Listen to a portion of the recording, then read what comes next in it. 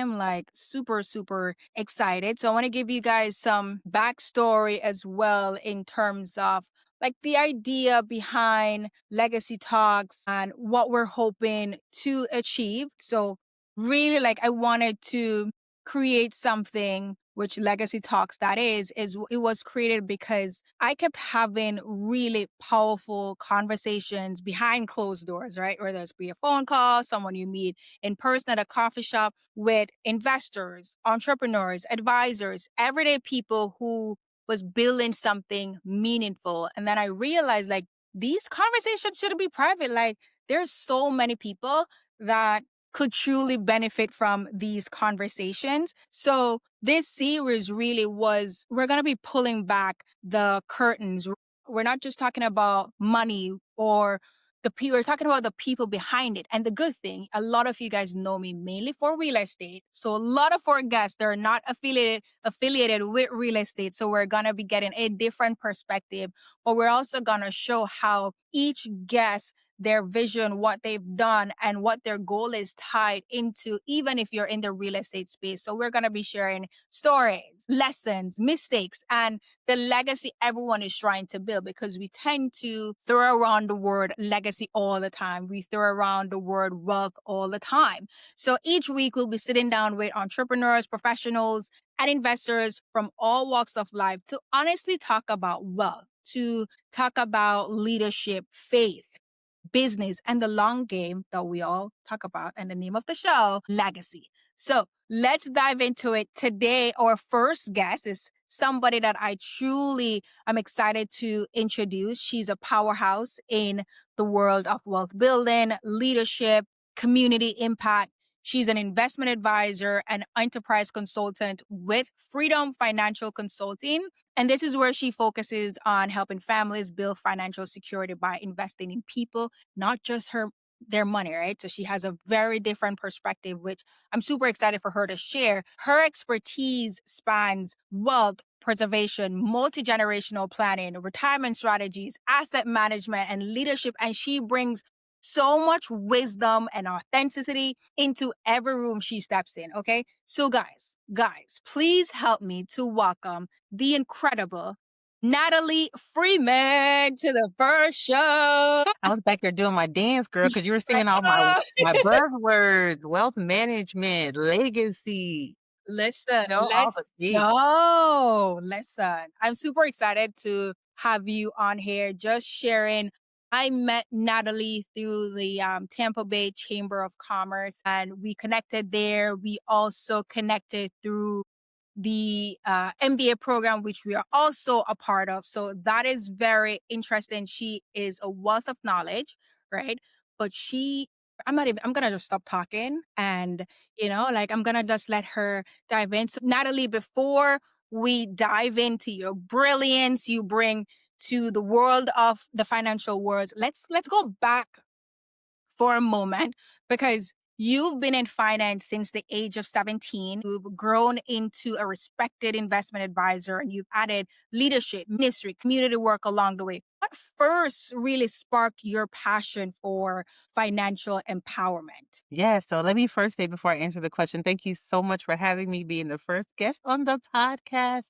I wish you much success as you already have in the real estate world and speaking and everything. So thank you so much for having me. I also must disclaim, because I do work for an investment advisory firm, that I am not here to give any specific advice, just here to educate, motivate, and Yes. create mindset shift, y'all. So if you're ready, now we can talk, okay?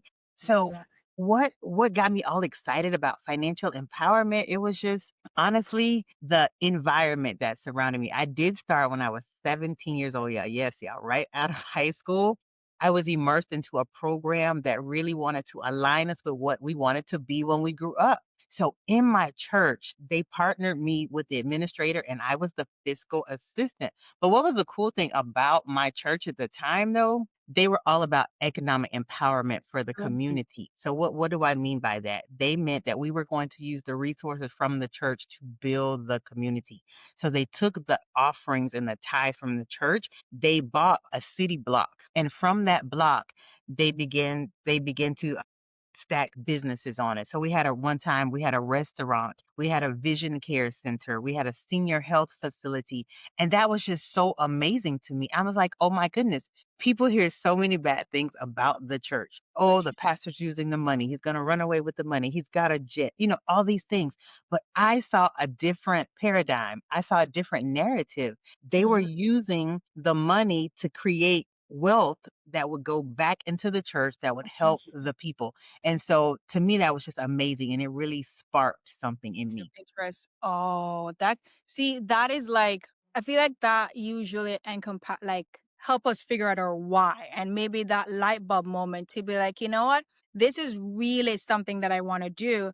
But even too, I'm glad that you mentioned this too before. Let's back up a little bit, you guys. And if you guys know me, whether you're in my community on social, I love to tell you, we are not giving you guys financial advice. Every single thing that we're sharing on this platform tonight, on this live, is just from our personal experience, you guys. So if you need advice, consult your attorney, your financial advisor. They're the professional. They're licensed to give you guys all those advice. So everything that we're giving you, take it with a grain of salt. Okay? Just take it with a grain of salt. So with that, like really sparking the inspiration between you starting this journey, was there a moment in your life where you're like, you know what, now I'm learning this, but I actually now want to really help more people build legacy? Because you touch on the reason of it, but was a specific thing that happened where you're like, I want to switch the narrative a little bit? Absolutely. Also, as you all can see, I'm Black American. I'm Black American, right?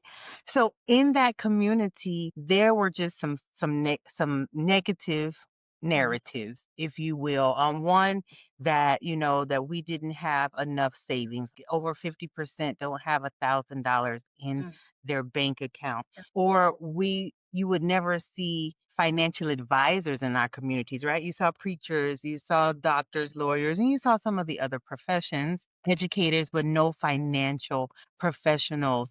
And so then I also saw something, and this came from one of my second business. So I've had two businesses now, the investment firm. In my second business, I saw a lot of Mm. fear to invest, Yeah. fear of the market downturns and upswings, and it was just so much fear that it paralyzed us. And Mm. so that really gripped me, and I was like, but not everybody else is doing it, but that is a tool that Yeah. society was using as passive income, generational wealth, intergenerational transfer of wealth, and so I was like, we got to get in. So again, it was just kind of from a pain point in my heart as I saw my community just, falling behind. And so I wanted to get in the game, and I wanted them to get in the game. But you said something which is very crucial. It's fear. It's also lack of information. Because the more conversation I have with people, even with Black entrepreneurs, is like when I'm telling them stuff, they're like, "Wait, I can do this.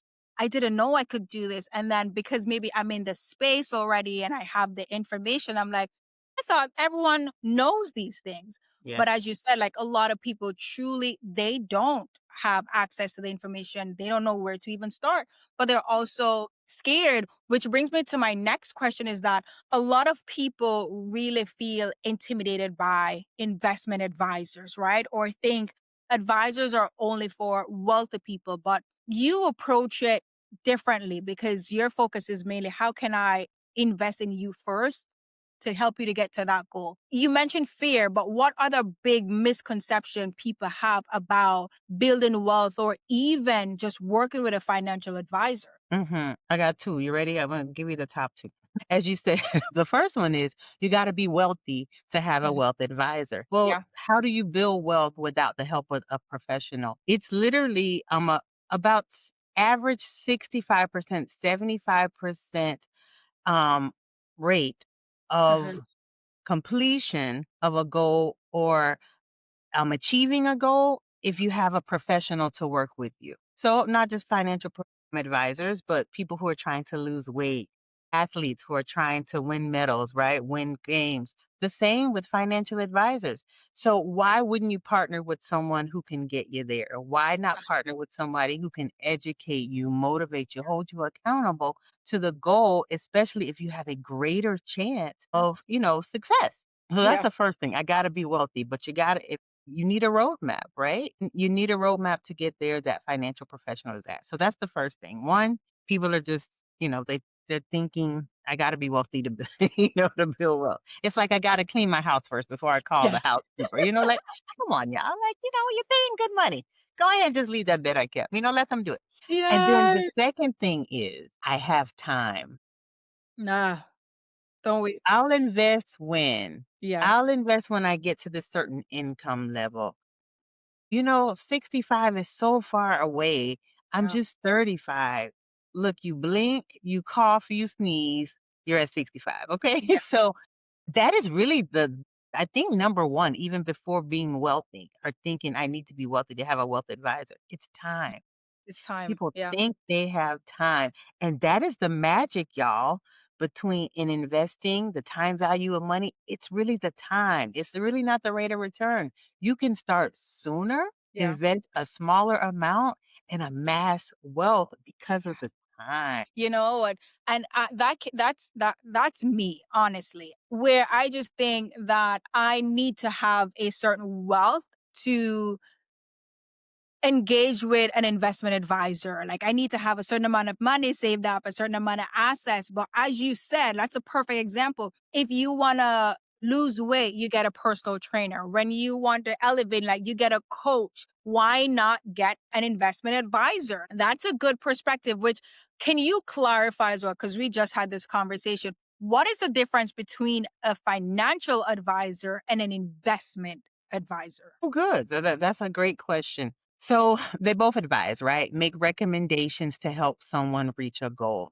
So financial advisors can give financial advice or Mhm. help people synergize or provide some synergies between what they have and where they're trying to go.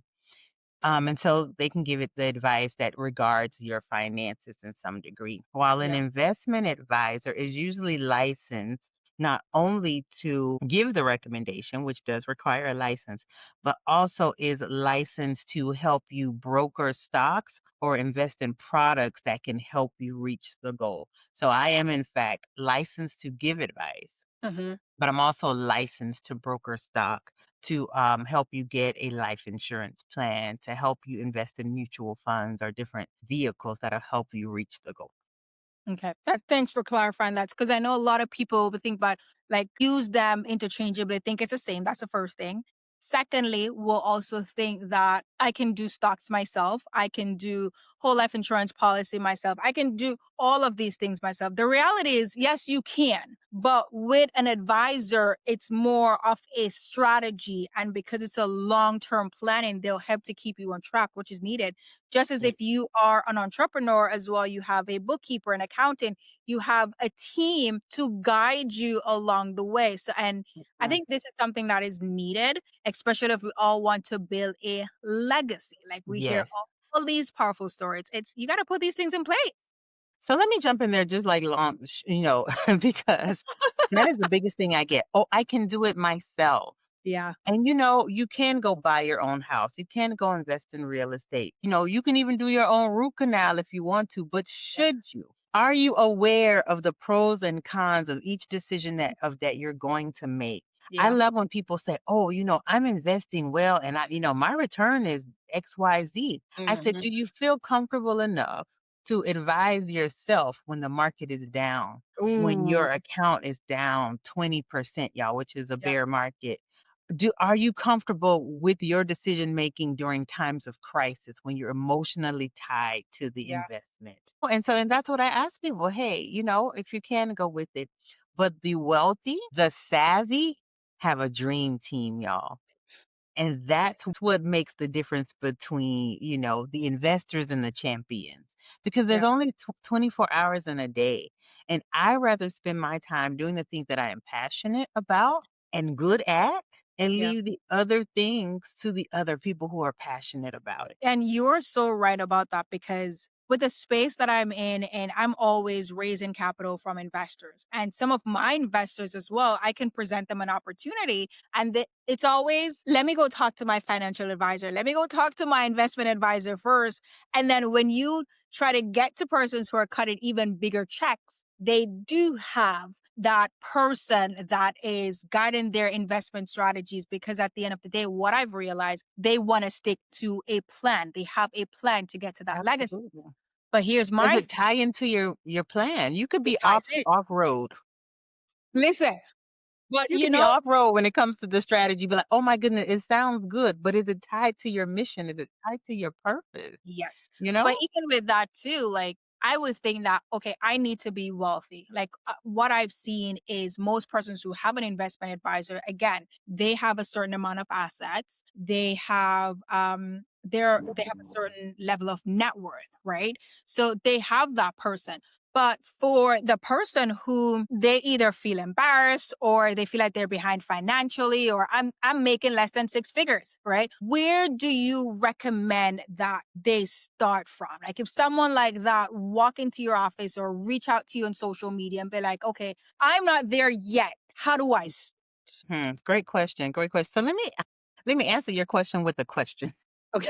First, if I have less, am I more likely to do better with a professional and decrease my risk of loss versus someone who has more? And they can say, yeah, well, they got more to, if they have more, they have more to lose, quite potentially, but it Yeah. won't hurt as much. You get what I'm saying? I tell people, if you are making less than six figures, I think you would benefit more Mm-hmm. from someone who has 10x, 60x, 100x in disposable income, right? Because Yeah. their loss may not hurt as much as your loss. Mm-hmm. When I say loss, it's not just due to a decrease in value of your investments. You may lose opportunities. Advisor could put you onto opportunities that you may not be aware of. Yeah. A financial advisor, again, can marry your passion with their expertise.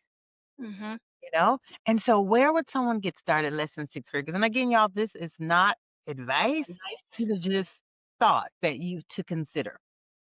Right? A lot of times I say start with the basics. Mm-hmm. And a lot of times that's yourself. You need to understand what you think about money. Yeah. What do you want to use it for? Mm-hmm. You really have to identify your fears first. And is that fear impeding you from reaching the goal? Because honestly, psychologically, that's where a lot of people need to start. Yeah. I see something on the news and like, oh my gosh, I cannot do that. Or oh my gosh, let me call my stockbroker. Sell, sell, sell. The world is coming to an end. And I'm like, dude, like you don't even have that position in your portfolio. What are we talking about? You get Yeah. what I'm saying? So you need that voice of reason sometimes with you. So honestly, it's not the financial I think people should start with. It's the mental capacity. But then there are tools you can use to start small. Because Mm-hmm. guess what? Compound interest works. 10% of 1,000 is not the same as 10% of a million. But guess Yeah. what? It's the principle that you can still employ that helps you create a building block to start and grow.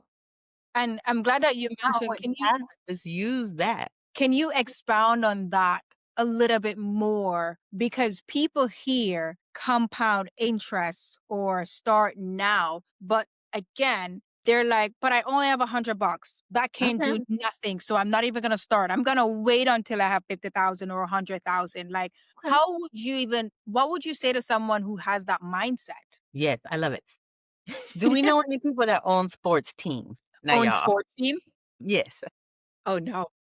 Okay, so maybe you don't know anybody personally, Mhm. but most people know sports and they know that they'll get this analogy. There Okay. are not many people who have enough wealth to own the sports team outright.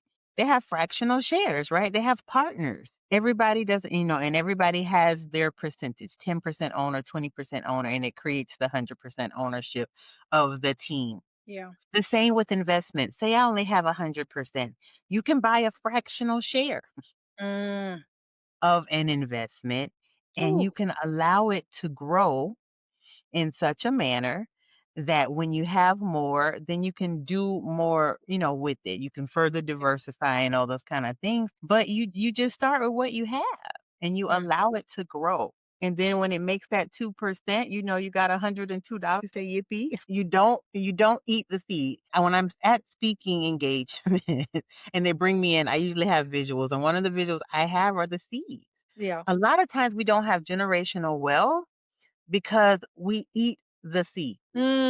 Ooh, so can you say that again? Say that A again. lot of times we don't have generational wealth. We don't have advancement in our retirement funds.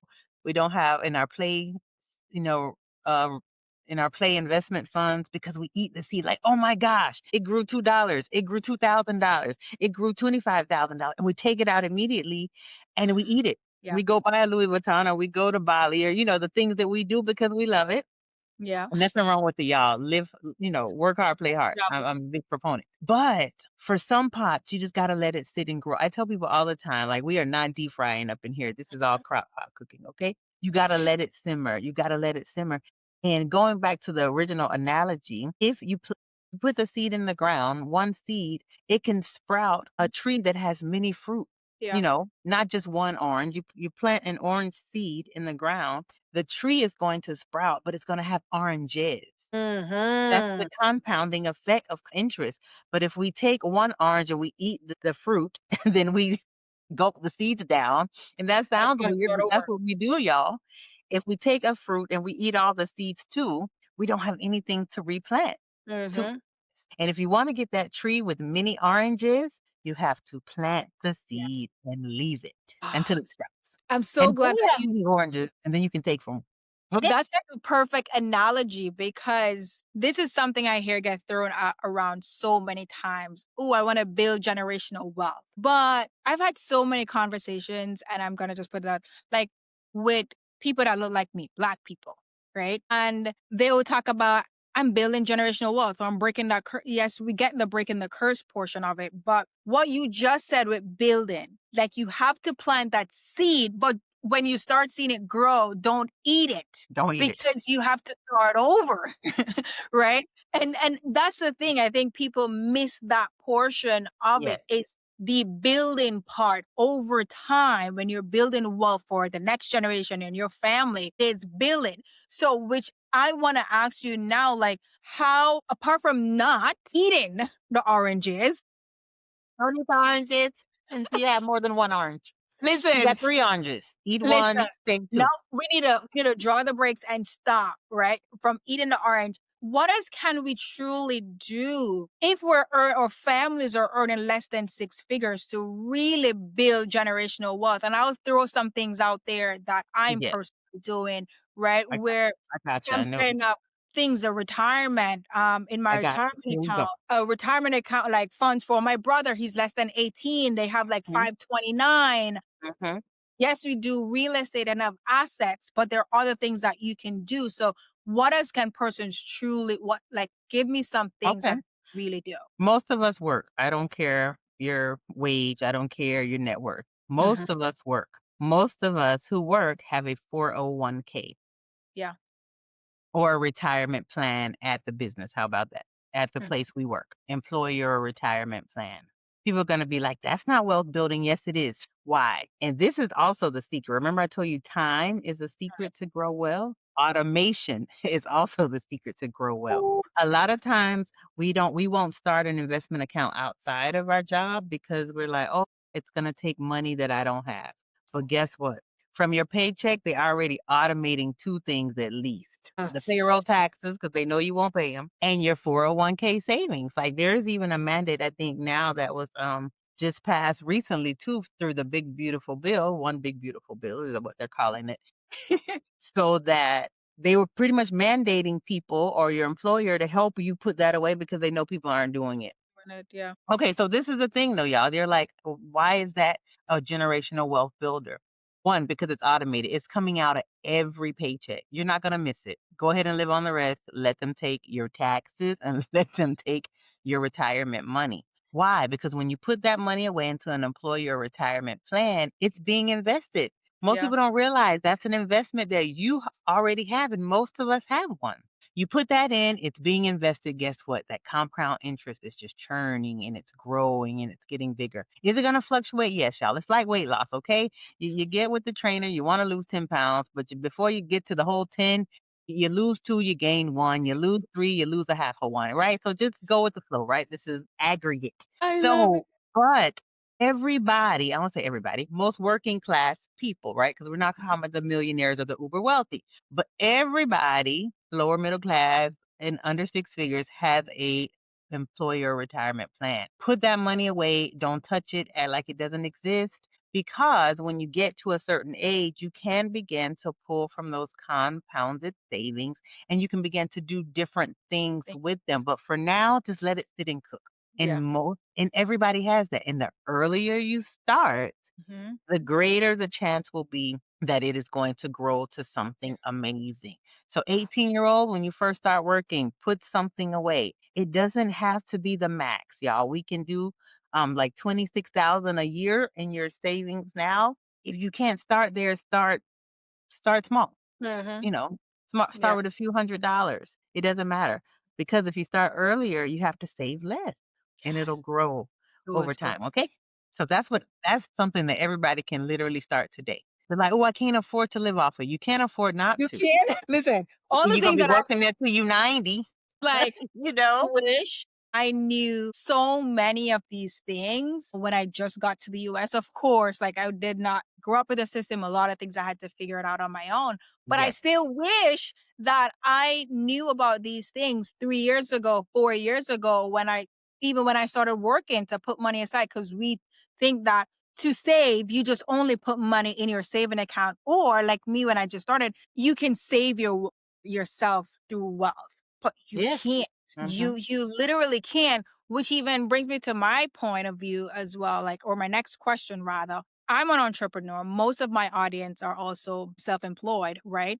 And I think a lot of persons, you start this business to either work for yourself or you want time freedom, you want to make a lot of money. And then for entrepreneurs too, when they make profit or they're like, I still don't want to invest yet, or I need to make a certain amount of profit before I start investing. You work with entrepreneurs as well. What's like the money conversation like that you have with Money conversation, y'all listen.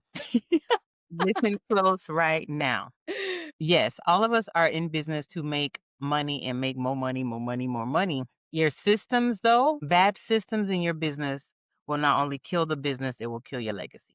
So, what I'm finding with most entrepreneurs, they do not save for retirement. 80%, the last time I looked at the statistic, 80% of entrepreneurs do not have a retirement plan. Yeah. And let me tell you why that's bad in a second. And then the second, they're always underinsured. Not always. Don't use superlatives, right? Most have no retirement savings and most have no life insurance. Mm, Or the retirement plan. That's also a business deduction. Working people, they can deduct their 401k savings. They can't, they can't write it off. Guess yeah. what, entrepreneurs? You can write off the same vehicle that's going to help you build wealth. Come on, somebody. That's a win-win. That's a You get a yes. tax deduction that lowers your taxable income, but Mhm. it's for you. It's Yeah. for you to save to build wealth. 80% y'all don't have a retirement plan through their business. And guess what? You can put as little as 3%, In it. 2% into a retirement vehicle to get started. Hmm. Again, y'all, a little bit goes a long way. But for entrepreneurs, that's magnified because you have the deferral, which is what you're putting away, but then you also have a business deduction. So that's a win-win. Win-win. It's a Okay? whole So win-win. that is a problem for entrepreneurs. You have to do it too. We get away with it in, when we work 8 to 5 cuz they do it involuntarily. You have to think. You have to think Yeah. like a manager. You have to think, "Oh, it's my business." Well, is it? We're going to talk about that I think at Oh, no, is it? Is it really? You are yeah. actually creating risk in your business when you don't Yeah. set up systems to put money aside. You know that you just said that because we open our business and at the beginning, you're going to work to 24 hours, right? And that's understandable. Yes. But it's like we get to a point where we need to switch, like that light bulb moment needs to go off to be like, this is no longer a one man business. I'm trying to build a company. So you have to change that mindset and be like, okay, when I used to work my 9 to 5, I had to set up, as you said, deduct money, pay from my paycheck. Now, when I start employing people, right, Mhm. I need to do the same thing. Maybe you're an employee of your company. Maybe you need to restructure. So you're an employee of your company. And then those deductions start coming out. So That's again, right. which is why it's important to have a rock star team. You really cannot do everything on your own. You Teamwork need, makes the dream work, y'all. It also helps you to build a strong business. Do you there's wanna be so self-employed? People love saying that, "Ooh, I'm my own boss, I'm self-employed." That's not savvy. no. Bezos got a team, people. That was You me. know? I Khalifa used Carter got a team, I you used to know? brag about that. I'm like, Yeah, that's I how don't all of us even are. "Oh, boss. I'm my own boss," and that's not even true either because guess what, y'all? As many clients as you have, those are all your bosses. Yes. So we say that that's the dream of entrepreneurship, and it's just so wrong. It's just such a misnomer. It's so crazy But because I y'all, think used to think about that it. too. Amazon, Yeah. teamwork. You scale when you have a team. When you got those 4 seeds in place, y'all, I hope you taking notes tonight because this Mhm. is good stuff for the free. Human capital, that's your team. Yeah. That's the team that's gonna get it all done. You need that HR person, you need that finance person, you need that legal person, 1, to keep you out of trouble, but the 2, to build the business strong. Client capital, you need people who say, "Oh my gosh, what Kalisha has, I must have it. I'm going Mhm. to pay her to get it." Yeah. Listen. Client capital, structural capital, y'all. I don't care if you just started that business. You need a good human resources system. You need a good accounting system. Mhm. You need a good marketing system. You're like, I don't have money for all those. Start it at your level of budget and Yes. then allow it to expand as the company expands. But you need all of those. Yeah. You need it all. And then the social capital, right? Just Listen. again, that reputation getting out there, that visibility growing. The 4 C's, y'all. Yeah. How people Listen. build big business. It's and I think it's before we even switch over to the next segment of the show, it's really, guys, if you are, whether you're watching this now or you're watching this later or even listening to it, also you can drop your questions in the chat. If you guys have a question from what Natalie said and you want clarification, drop it in. But I think one of the biggest thing for me was when I started my business, it was okay, it's me, me, me. And when persons talk about, as you just said, an HR, a legal person, a finance and a marketing, accounting, Not illegal, I heard illegal. all of that. And to be honest, I got very overwhelmed. I just thought that I had to have a lot of capital to hire all those persons full time. I thought that was the case. Did I lose? Natalie, are you still here? I think I lost you. No, I'm here. Oh, I lost her for a little bit. I'm Oh, she's here. here. Perfect. Okay. So, Never went away. Natalie, I'm here. are you here? Did I lose you? I don't want to lose her. No, I am here. If you guys are seeing her, or maybe it's on my end, let me know. If you are seeing her, if you're not seeing her, let me know in the chat. Let's see. Let's see. Okay, I'll continue until she comes back up. But I think one of the thing was that I was saying was when I started, really, it was very overwhelming, right? And I thought that I had to have a lot of capital to hire these persons to pay for them. And I was like, I can't do that right now. But one thing I've learned is you always want to have an idea of what your organizational structure, or you're still here. Natalie, are you hearing me? I have to have a organizational structure, like have it in the back of my mind. So when the time is right, then I would have these resources and I could start thinking about it. So when the opportunity presented itself, I can know that, oh, I think I will need a marketing. But one of the book that also really helped me to figure this out, which was E-Myth Revisited, which really helped me to envision if I had the perfect business, what would that look like? What would my team look like? And the moment I read that book, it gave me like a little bit of peace of mind to start thinking about those things as well. I read E-Myth Revisited, and E-Myth was something that it was by Michael Gerber. It was something that opened my eye. It was like if you had the perfect business or a genie and you had the perfect team, what would that team look like? And even though I was just starting out, I kind of map out what my team would look like. And it's like, okay, now I started getting that little confidence in myself and what I'm trying to build and believing in my business. And I was like, this definitely makes a lot of sense as well. And this is something that I feel comfortable to do and to build as well. So I know Brianna have a question. Okay, To there then she is. answer that. Okay, there she is. Okay. Okay. Awesome. Awesome. That is Let's so do wild because I could hear you the whole time. do you Do want you to want to do do? I'm I'm hearing an here to echo. echo. Oh, yeah. Hold on. Let me do that. Let's Let's do do if if you you, because because I I can't do can it do it on on your your end. end. Let me Let me talk talk again. again. Oop, it's the Is same. the same. Oopsie. Oopsie. It won't let me do the echo cancellation this time. Same technology. Work Work around around. it. Oh, because we're recording now. It won't let us change while Yeah. Yeah. recording. So So Brianna's Brianna's question question was was what what to to do do about a about a 401k 401k account from account an from an employer employer 5 years 5 years ago. ago. She She said, I said, I became a became a mom mom after. after. Should I Should I leave it? leave it? So good question, y'all, because again, we're talking about that's a great tool that most people have to build well. Four things you can do within what we call an old 401k or old employer retirement plan. That's the general term. You can leave it there. It's going to sit there. It's going to continue to grow with whatever investments you left in that pot when you left. For the most part, it's not being monitored. You're usually not getting any advice on it. They're definitely not going to contribute any more money to it. And for the most times, you're not contributing any money to it either. But you Hmm. can leave it there as long as the company will allow you. Sometimes they close them down and make you take it. Okay. Okay. You can leave it there. You can roll it over to a new employer. In this case, you're a stay-at-home mom. You did not return to the workforce. But if you went to a new job, you can usually roll it over to the new plan. You can also cash it out. You can just say, hey, I'm leaving. I'll take the money and run.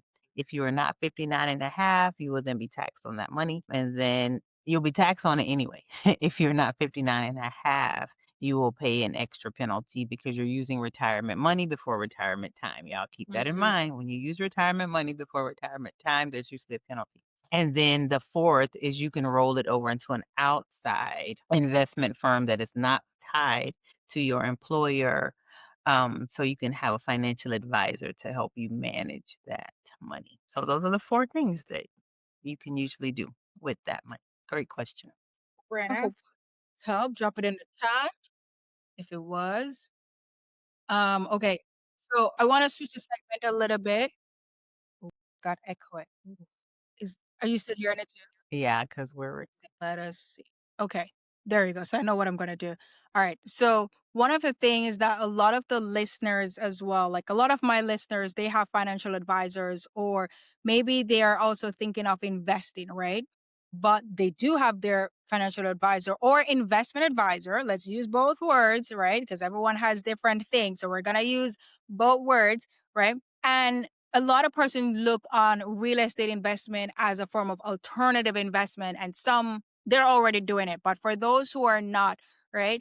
What why are and this is something that's very common too, right?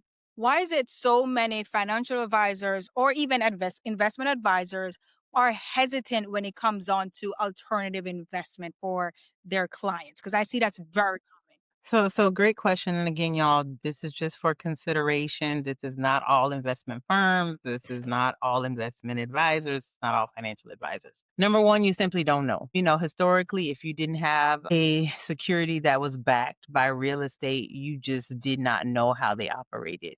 Or some alternative, because there are, lots of alternatives considerations these days, not just real estate. Mhm. You just don't know. So they're not going to advise you on something that they don't know about, most likely, right? But then real estate, especially, kind of has a face all its own. It kind of, some move with the economy, some don't. Some move with the market, some don't.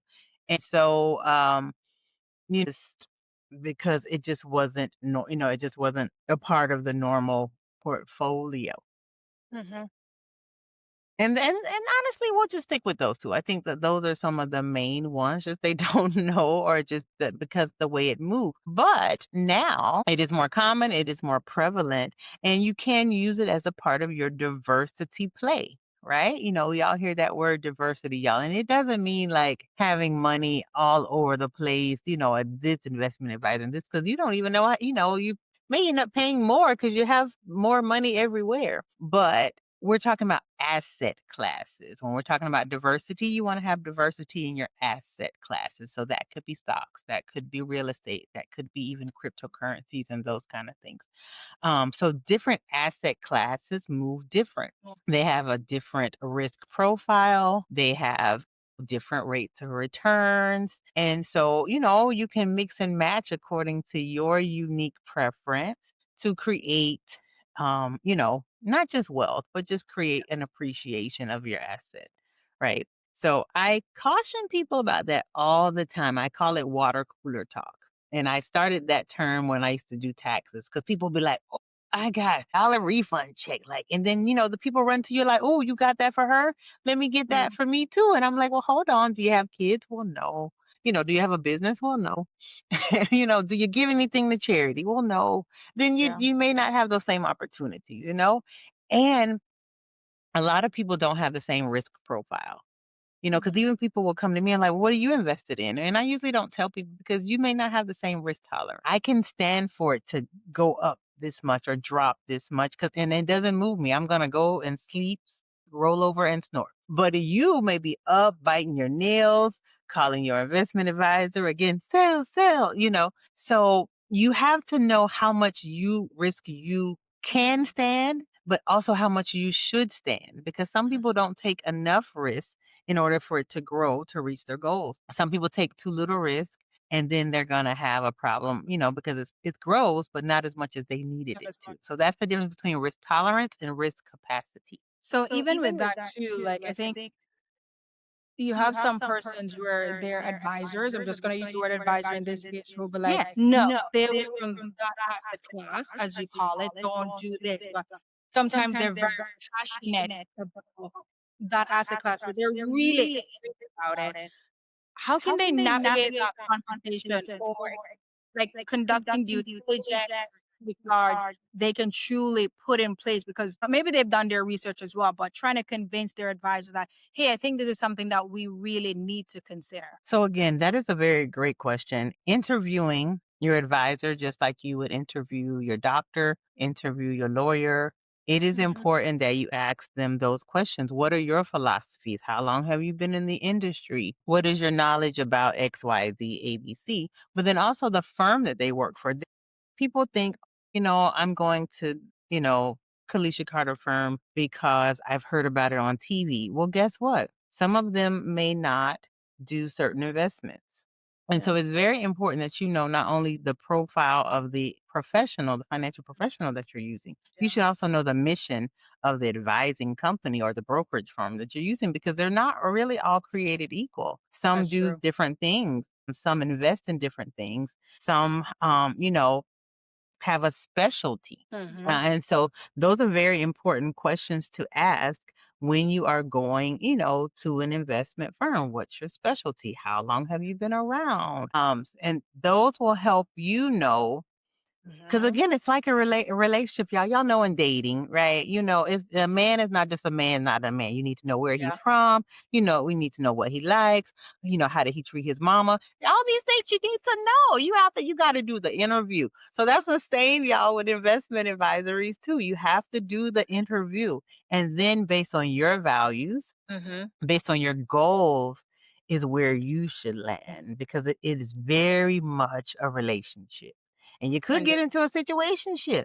So you need to be very careful, when you're going ahead and do your interview. Oh my gosh, I love that. The fact that you said to do an interview is so crucial because, as you said, like we will maybe go with the big company as well because, yeah, they have the reputation, but there are certain things you have to consider. As you said, like, are their goals in alignment with mine based on your risk tolerance and the things that you like to invest in? Do they even believe in that specific asset class? Because if they don't, you're gonna have a hard time, and then you're gonna be like, well, and then you're going to put all advisors in one box because you had such a bad experience with one person and then you make it hard for someone else. So that was a really good point, Natalie, to interview your advisors, like to see if you guys are a good fit and do your own research as well as to the type of asset class that you truly want to invest in. So I know we're coming close to an end. Did I just say close to an end? Does that make sense? Close to an end? I don't know. But What? guys, if you We have can more come questions, close to an end. close to an end, right? I don't know. Just drop it in the chat. But we're gonna do a quick rapid fire with Natalie, real quick, right? And it's really like the first thing that comes to your mind. Okay. Okay, before we do rapid chat, do you want to get that question in the chat? Oh yes, that's the one that you Before we do answered. rapid fire, sorry. Oh no, that's the one that you answered about the transfer with the 401k. Oh, okay. So good. Let me see if I missed I'll the stop second one. trying to moderate. Oh, no, you're good. You are totally fine. Oh, we actually had comments here. Honey, thank you. Hey, Love y'all. this. Okay. Why do I forget to share these things all the time? All right. So rapid fire. Favorite book or podcast that shifted your money mindset? The The Automatic Millionaire, David Bach. Read it, get it. Y'all see it's ragged. It's for everybody. Love it. One financial habit every family should start today. Start today. Start today. One of my mentors said when he gets in front of a client, he gives them the pros and the cons, and then he says, do something today. I love that. Okay. Yes. The most underrated skill for building generational wealth. Automation. Ooh. Automation. All right. Golf, I know the answer to this one. Golf, writing, or family time? What's your favorite way to reset? Really, it is golf. Sorry. I love you so much. But golf. But she loves golfing. Golf, golf, and golf. Okay. One word that describes the legacy you want to leave. Expound. Everywhere I go, I want to infect people. Infect, yes, I said it like a sore, or like a flu, like a virus. I want to infect people to live on purpose, in purpose, and strategically position your assets to live your best life. Oh, I love that. Strategically position your assets to live your best life. Yes, ma'am. Love that. Love that. Natalie, this conversation has been truly incredible, right? You talked about money, you shared your wisdom, your structure, mindset that truly shifts how we think about legacy when when we want to invest, and really build that generational wealth as well. So to everyone listening, take this as your sign to start planning, start investing, as Natalie said, start today, start leading your family into a new financial chapter, quarter, whatever it is, we're going into 2026. Natalie, one more thing. How can persons connect with you on social? Yes. So I am out there, y'all. Freedom Financial Consulting. So it's out there on Instagram, Facebook, LinkedIn. I think we did the LinkedIn today. TikTok, we're working on getting all out there on all of those, y'all. So yes, Freedom Financial Consulting. And you'll see my cute picture. The same one that was on the flyer See, for there you Legacy. guys So look us up and you may reach out. All right, guys. So go ahead, follow Natalie, tap into her work, set a consultation with her, and get some advice. All the information will be in the show notes as well. So you guys definitely check that out. Thank you everyone for listening. And remember, like, legacy isn't built by accident. It's built by intention. It's built by faith. It's built by strategy and action. And until next time, you guys, keep building, keep growing, and keep protecting what matters. Have a good night, you guys.